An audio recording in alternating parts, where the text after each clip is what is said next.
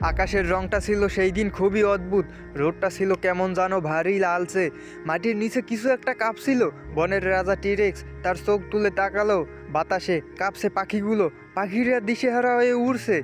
কেউ জানে না আর কিছুক্ষণের মধ্যে ইতিহাসের পাতা থেকে মুছে যাবে এক যুগ।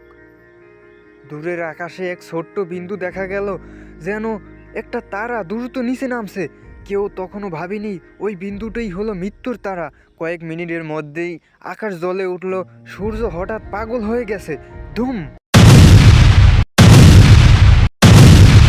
প্রচণ্ড এক শব্দ, যেন পৃথিবী নিজেই চিৎকার করে উঠল।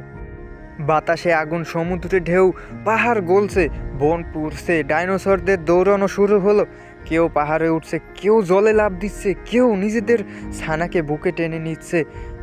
কেউ কোথাও নিরাপত্তা নেই। মাটিতে আগুন জ্বলছে, আকাশে আগুন জ্বলছে, পানিতে আগুন জ্বলছে। তারপরেই আর দিনের আলো দেখা গেল না। রাত দিনের পার্থক্য হারিয়ে গেল। আলো নেই, খাবার নেই, জীবন থেমে গেল। এক এক করে ডাইনোসররা হারিয়ে গেল পৃথিবীর বুক থেকে। কিন্তু সেই ছাই, সেই অন্ধকারের মধ্যেও একটা ছোট্ট প্রাণ বেঁচে ছিল। একটা ছোট্ট পাখি গাছের ডালে লুকানো।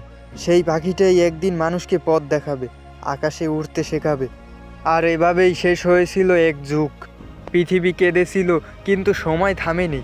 প্রথম কিয়ামত হয়তো ডাইনোসরদের জন্য শেষ হলো, কিন্তু পৃথিবীর জন্য সেটাই ছিল এক নতুন অধ্যায়।